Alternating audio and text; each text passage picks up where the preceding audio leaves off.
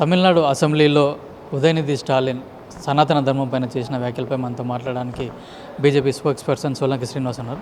చెప్పండి, ఇప్పుడు నిన్న అసెంబ్లీలో కూడా మరోసారి ఉదయనిధి స్టాలిన్ అప్పుడేమో కరోనాతో పోల్చిండు, వైరస్ అన్నాడు, మరోసారి కూడా విభజన తీసుకొచ్చే సనాతన ధర్మం అవసరమా అని చెప్పేసి వ్యాఖ్యానించండి. సరే, ఒకటి నిజంగా విభజన తెస్తుందా లేదా అనేటువంటిది ఎవరైతే హిందూ ప్రాక్టీస్ చేస్తున్నారో వాళ్ళు మాట్లాడితే బాగుంటుంది. నువ్వు హిందూ ప్రాక్టీసింగ్ హిందువే కాదు, నువ్వు ప్రాక్టీసింగ్ హిందూ కాకుండానే నువ్వు మా ధర్మం మీద దాడి చేస్తున్నావు, మా ధర్మాన్ని కించపరిచే రకంగా వ్యాఖ్యలు చేస్తున్నావు అని అంటే ఇది కొద్దిగా హిందూ సమాజం మేల్కొనాల్సినటువంటి అవసరం ఉంది. ఒక రకంగా గతంలో అతను చేసినటువంటి వ్యాఖ్యలకు సరైన బుద్ధి చెప్పారు. గత ఎన్నికల్లో తమిళనాడులో వాళ్ళను ఓడించినటువంటి సందర్భాన్ని మనం చూసినాం. కానీ ఈ రకంగా పదే పదే ఒక హిందూ ధర్మం మీద, సనాతన ధర్మం మీద వ్యాఖ్యలు చేయడం అనేటువంటిది ఆయా పార్టీలకు కావచ్చు, లేకపోతే హిందూ ధర్మాన్ని వ్యతిరేకించేటువంటి ఇతర మతస్థులకు అదొక పరిపాటిగా మారింది. ఇటువంటి సందర్భంలో హిందువులుగా మనం అందరం కూడా చైతన్యం కావాల్సినటువంటి అవసరం ఉంది. ఒక్కసారి హిందూ ధర్మం అనేటువంటిది నిజంగా తాను కోరుకున్నట్టుగా హిందూ ధర్మం అనేటువంటిది ఇక్కడ ప్రమాదంలో పడితే ఈ దేశం యొక్క ఉనికే ప్రమాదంలో పడుతుంది.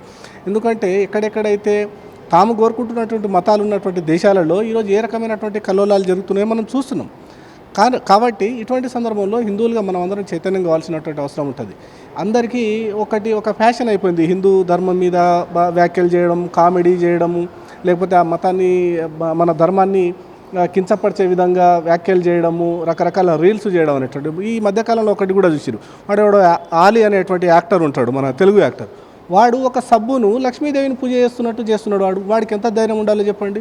వాడు ఈ దేశంలో బతుకుతూ, ఈ దేశంలో ఉన్నటువంటి, ఈ రాష్ట్రంలో ఉన్నటువంటి మెజారిటీ హిందువులు చూసేటువంటి సినిమాల ద్వారా పాపులారిటీని సంపాదించి ₹4 సంపాదించి బతుకుతున్నటువంటి వాడు హిందూ ధర్మం మీద హిందీ దేవీ దేవతలను సబ్బును పెట్టి హిందూ దేవీ దేవతలను పూజ చేస్తున్నట్టుగా సబ్బును కూడా పూజ చేసేటువంటి పరిస్థితికి వాడు మళ్ళీ మన మతస్థుడు కూడా కాదు, మన ధర్మానికి చెందినటువంటి వాడు కూడా కాదు, వాడు ఇతర మతానికి చెందినటువంటి వాడు.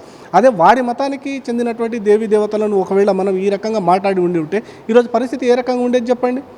ఈ రకంగా దేశంలో ఏదన్నా ఆ ఇతర మతస్థులను ఏ చిన్న సంఘటన, ఇతర మతస్థుల పట్ల ఏ చిన్న వ్యాఖ్యలు చేసినా కూడా ఏ రకమైనటువంటి రిపర్కేషన్స్ వస్తున్నాయో చూస్తున్నాం మనం.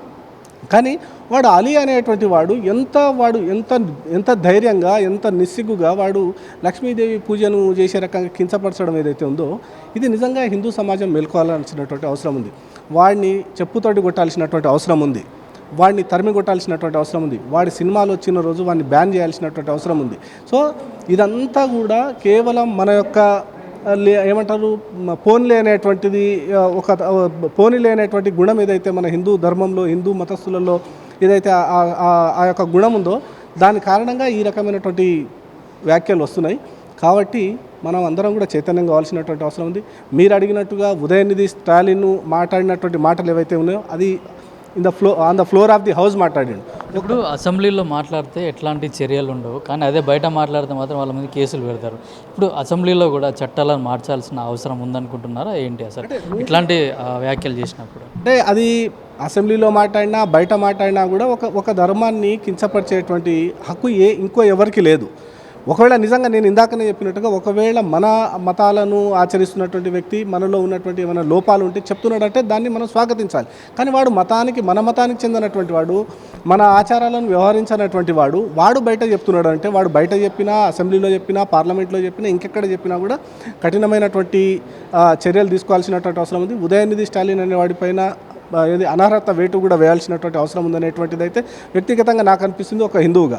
సో ఉదయనిధి స్టాలినే కావచ్చు, ఈ రకంగా ఇంకొక వాళ్ళ పార్టీకి చెందినటువంటి ఇంకో ముస్లిం ఎమ్మెల్యే కూడా అదే రకమైనటువంటి కామెంట్ చేశాడు.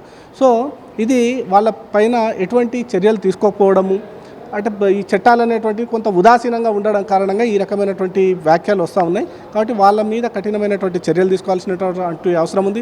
వాళ్ళ యొక్క మెంబర్షిప్ని కూడా క్యాన్సిల్ చేయాలని చెప్పేసి ఈ సందర్భంగా నేను డిమాండ్ చేస్తాను.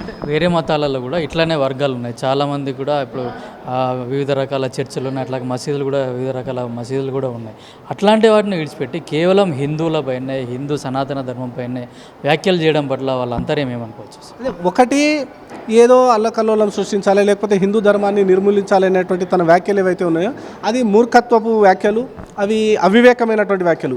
ఈ దేశం పుట్టినప్పటి నుంచి షేకులు, ఊణులు, లేకపోతే అరబ్బులు, లేకపోతే సుల్తానులు, లేకపోతే బ్రిటిష్ వాళ్ళు రకరకాల వాళ్ళు వందల ఏళ్లుగా ఈ దేశం మీద దాడి చేసినా కూడా ఏం పీకలేనటువంటి ధర్మాన్ని ఒక ఉదయనిధి స్టాలిన్ వాడు ఒక ఎమ్మెల్యే వాడు పీకగలుగుతాడా?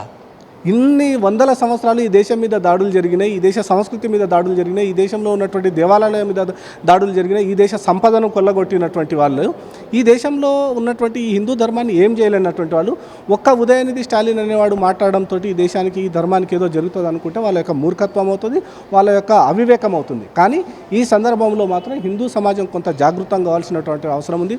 ఇటువంటి వ్యాఖ్యలు చేసేటువంటి వాళ్ళు, ఆ ఆలిగాడ్ లాంటి వాడు చేసేటువంటి అవమానకరమైనటువంటి చర్యల పట్ల మాత్రం హిందూ సమాజం జాగ్రత్తతో ఉండాల్సినటువంటి అవసరం ఉంటుంది. వాళ్ళకు సరైన సమయంలో సరైన బుద్ధి చెప్పాల్సినటువంటి అవసరం మాత్రం 100% ఉంది.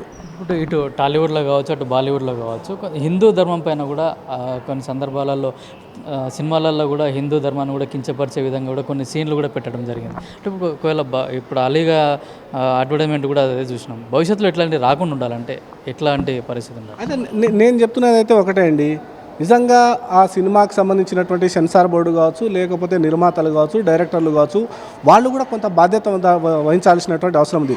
ఒకటి యముడికి మొగుడు అని ఒక సినిమా తీస్తారు. ఎట్లా తీస్తాడు చెప్పండి? యముడు మంచోడా చెడ్డోడా మన ధర్మం అది. లేకపోతే ఇంకో దేవి దేవతలను శంకరుని వేషాన్ని వాడు కించపరుస్తూ శంకరుని వేషాన్ని అవమానపరిచే విధంగా హాస్యాస్పదంగా, లేకపోతే హనుమంతుడిని హాస్యాస్పదంగా, లేకపోతే ఇంకో దేవుడిని హాస్యాస్పదంగా చిత్రీకరించేటువంటి సినిమాలు చాలా వస్తున్నాయి. అది ఎందుకు వస్తున్నాయి అనంటే అక్కడ ఉండేటువంటి ఆ డైరెక్టర్ కావచ్చు, లేకపోతే ఆ నిర్మాతలు కావచ్చు, ఆ సినీ యాక్టర్లు కావచ్చు, వాళ్ళు కమర్షియల్ యాంగిల్లో ఆలోచించడం, దానికి అదనంగా మనలో ఉన్నటువంటి అచేతన వ్యవస్థ, హిందూ ధర్మంలో ఉన్నటువంటి హిందువుల యొక్క అచేతన వ్యవస్థ కావచ్చు, పోనీలేనటువంటి ఒక ధోరణి కావచ్చు, ఈ రకంగా ఉండడం కారణంగా ఒకవాడు మన హిందూ దేవీ దేవతలను కించపరుస్తూ సినిమాలు షూటింగ్ చేస్తే మన ఆహాహా అని నవ్వుతూ ఉంటాం. ఇది మన చేతగానితనం కాదా? మనం చేస్తున్నటువంటి పొరపాటు కాదా? వాడు ఒకటి తీసిన తర్వాత వానికి వెళ్ళి చెప్పు తంతే ఇంకోటి సినిమా తీస్తాడా చెప్పండి? తీయడు కదా. కానీ మనం ఆ రకంగా చర్యలు తీసుకోలేకపోతున్నాం. ఇదేంటంటే మనలో ఉన్నటువంటి సహనం కావచ్చు, మనలో ఉండేటువంటి పోనీలేనటువంటి గుణం కావచ్చు. కానీ ఎప్పుడైనా కూడా ఇతర మతస్థుల మీద, నేనేం ఇతర మతాలను కించపరచాలనో లేకపోతే మన మతాన్ని కించపరుస్తారు కాబట్టి నేను మాట్లాడట్లేదు. కానీ ఈ రకమైనటువంటి దాడి అనేటువంటిది కేవలం హిందూ ధర్మం మీదనే జరుగుతుంది. ఇతర మతస్థుల మీద ఈ రకమైనటువంటి దాడి జరగట్లేదు. దాడి పక్కన పెడితే ఏదైనా ఒక చిన్న వ్యాఖ్య చేసినా కూడా దేశంలో జరిగేటువంటి రిపర్కషన్స్ ఎట్లా వస్తున్నాయో చూస్తున్నాం. కేవలం హిందూ ధర్మం మీదనే వస్తున్నాయనంటే దీంట్లో అందరికంటే ఎక్కువగా కూడా హిందూ మతస్థులుగా మన యొక్క బాధ్యతను ఎక్కువ ఉంది.